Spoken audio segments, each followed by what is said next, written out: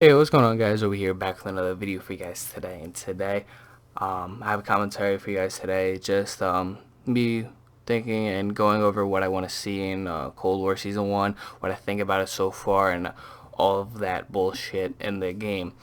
And so far, I just want to start off by saying that this isn't a negative video. I have negatives and also positives in this game, but my personal preference for the game, I actually do like it.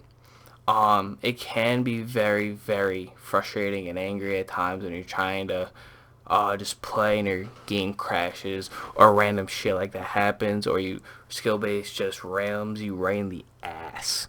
But pretty much, I honestly like this game. I know a lot of people don't like this game. A lot of people didn't like this game of Modern Warfare strictly because of skill-based matchmaking. I don't like skill-based matchmaking. I wish that there was a ranked playlist where you can have a skill-based matchmaking if you want to be competitive, or there was a specific rank attached to your character where everybody can see it. But I am ranked. I am a fourth prestige, level 60, and there's really no way to show how good I actually am. And it's not just I could just be playing every day all day.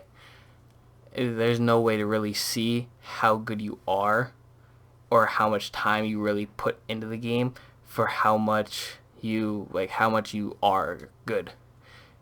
I know that didn't make sense, but it's kind of hard to put that together, that there's no really way for you to see how good the opponent is where you can't check your opponent's stats and they can't check your stats.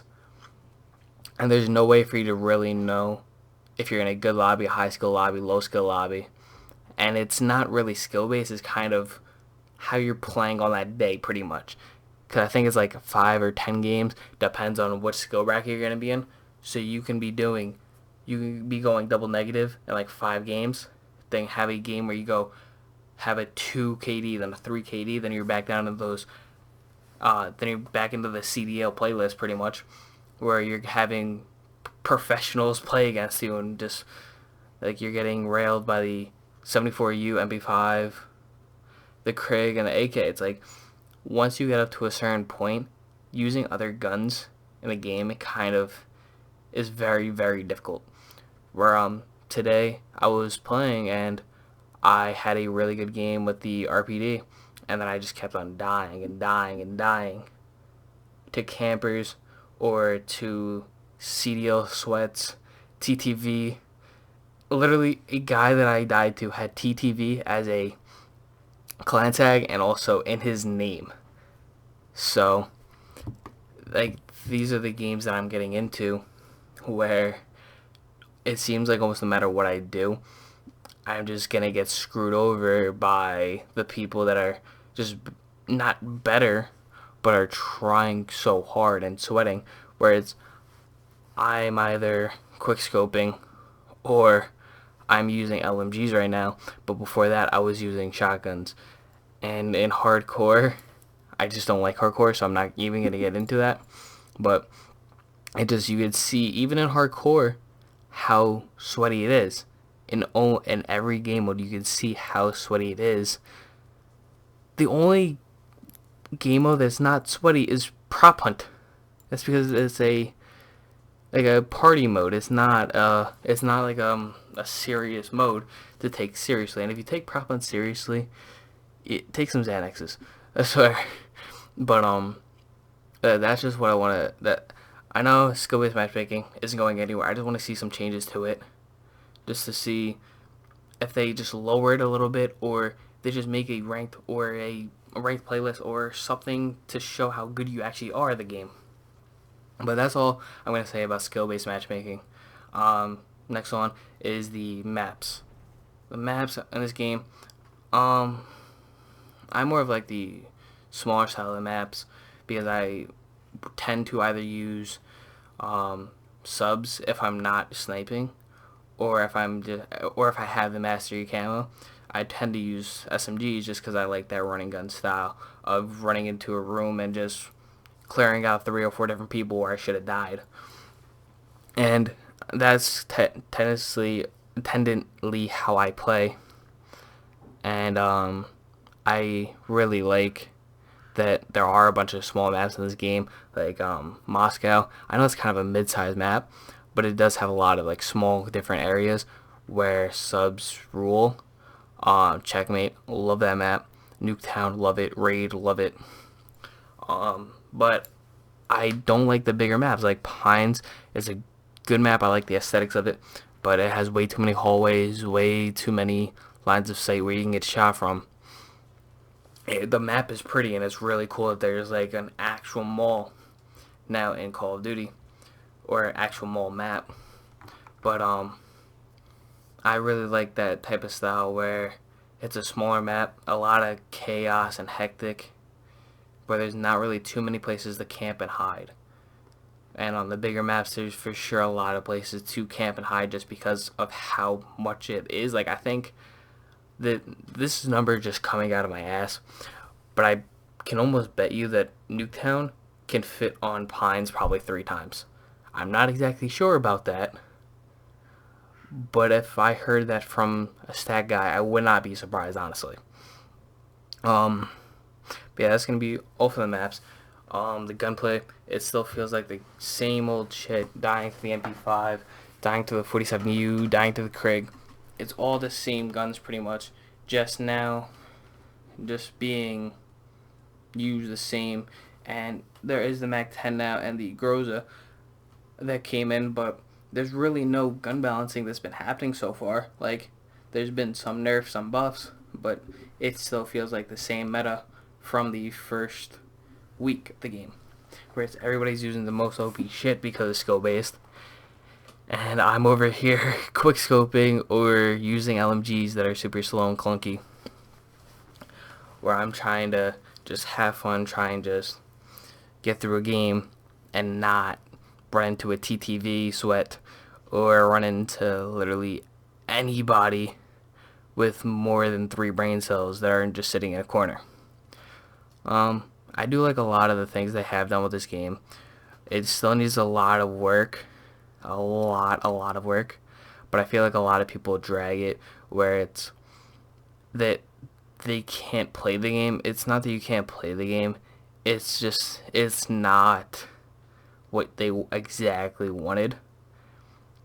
And I feel like that we were spoiled a lot with the older Call of Duty games where it was great game after great game, and then kind of when Infinite Warfare came out, World War II came out, then it kind of all decreased of this isn't really what we exactly wanted. It's not like the older games where it's Call of Duty is always going to be an arcadey shooter, but it's becoming more and more realistic after every title and every game, which I really like the arcadey style.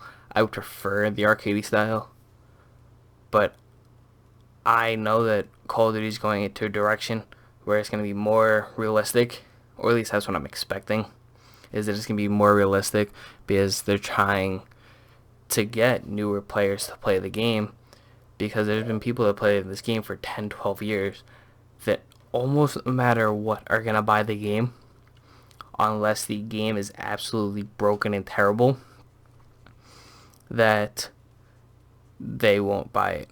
Where it's a lot like everybody in FaZe, everybody in the CDL is always going to go back and buy these games. Like a bunch of content creators are always going to buy these games, even if they're not Call of Duty only players.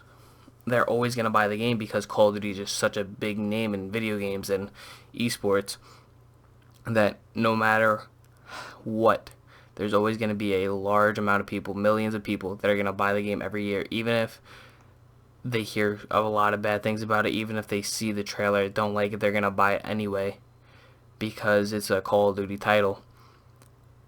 And that's one thing that Call of Duty is always going to have. It's always going to have a fan base and a player base that is going to buy the game every year. And now they're trying to make other people want to buy the game and try and get newer people into Call of Duty.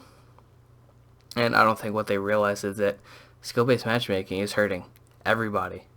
Where you have reverse boosters, you have session joiners, which is not hard to do. I've done neither one of those two things. I've never sudden joined, I've never reverse boosted. But I can definitely tell when I get into an easier lobby because I just have a bunch of shit games in a row. And it doesn't even feel rewarding half the time when I'm in those lobbies.